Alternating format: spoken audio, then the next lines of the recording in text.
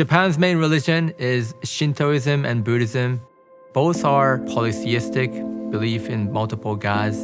Only 0.3% of the populations in Japan are Christians. We have a saying in Japan that any nail that's sticking out, people would just smack it down. And people don't want to be smacked down, so they try to conform to the culture, conform to the norm. So if you're the one like in the neighborhood going to a local church, you would be smacked down. It's not like a government persecution per se, but it's more of a subtle cultural pressure that people are feeling. In Japan, there are 8,000 churches, but half of which do not have a full-time pastor. The average age of Japanese pastor is 67 as of 2015. So, 7 years later, I was talking like more than that.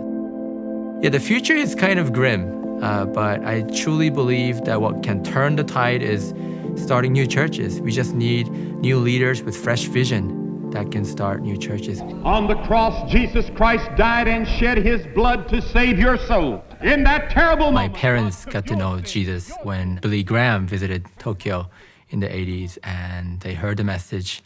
So since I could remember, I was, going to church. I had my personal encounter, obviously, during my college days. I noticed my sin, decided to commit my life to Jesus. I ended up becoming a lover of money. I felt like, hey, forget the kindness, forget the love, I just want to be successful. I decided to go to the UK and I studied business and then came back to Tokyo in my early 20s. And I thought I was making my dream come true. It's funny how God's word is in you, even when you're walking away from God, how that seed of the gospel is still in your heart. And so one day, God spoke to me with the word, what would profit a man, if he gains the whole world but loses his life? And that was the bang in the head kind of a moment experience for me. I became thirsty and hungry for God's word.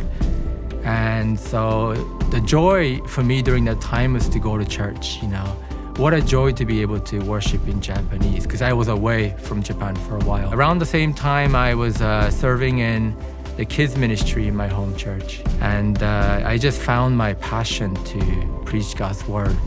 I decided to, quit the job after 6 years, working in Tokyo and become a pastor. And as I was doing it, the joy that I felt in my heart was different from all the joy that this world can offer, And I said to myself, if I could do something for the rest of my life, this have to be it. The preaching of God's word have to be it.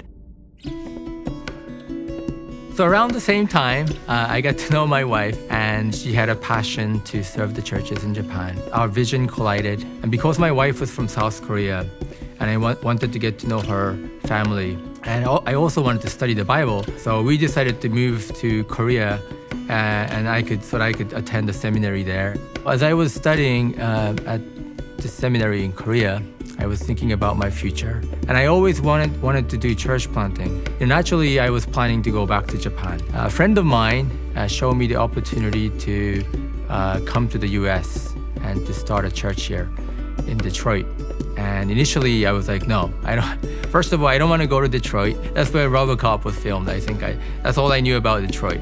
And second of all, I wanted to go back to Japan. But then the more I got to know about the situation in the US, in Detroit, the more I learned that the people who live outside of Japan are so much more likely to come to church, go to church, get to know Jesus. When I connected those dots, I felt like God was showing me this vision where I could start this church in Detroit.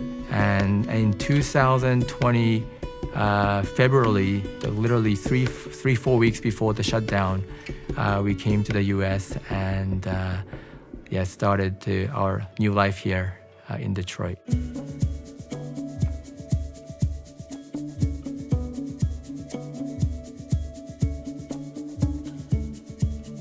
Our vision is to share the gospel, tell them about Jesus, but not only that, we need to be discipling them within this time frame and then send them back as disciple of Jesus back to the land of Japan.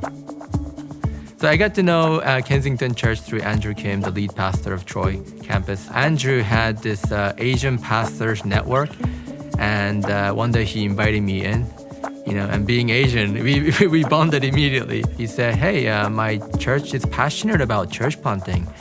And if you are passionate about, the same, maybe you can talk with Craig, Craig McClessian. I was just comforted how much he listened to me in that meeting. Because I thought he Japanese ministry here, we're only talking about, a small percentage of people here. But no, he was like all in. And he was like really interested in my vision. And so we just started the conversation. And here I am. Yeah, I'm so grateful for it. I started the online church in October of 2021, and that actually helped us in reaching out to the local community. People started contacting us through the online ministry that we were doing. And October 16th, we got to launch our church, finally.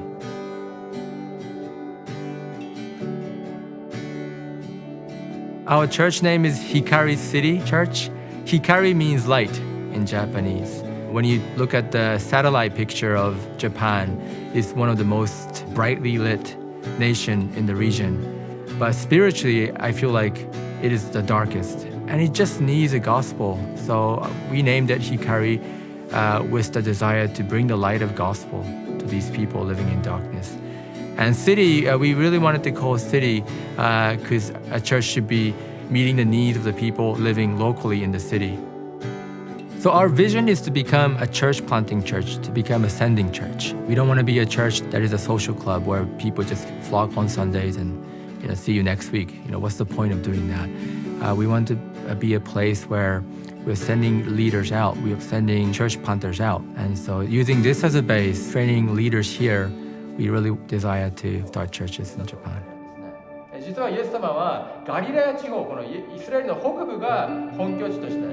I think the greatest joy, in our life is when we witness people being transformed. We see the change in their expression, the shift that happens in their life. To witness that is my greatest joy. So I just want to keep on doing this for the rest of my life.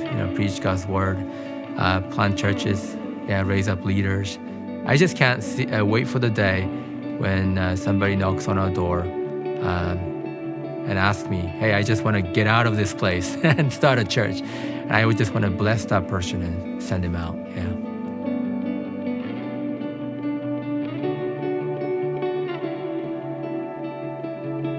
One of, seriously, my favorite moments this last year was getting the chance to meet Maki and hear his story, and then be able to come alongside him and support what it is that God's called him to do.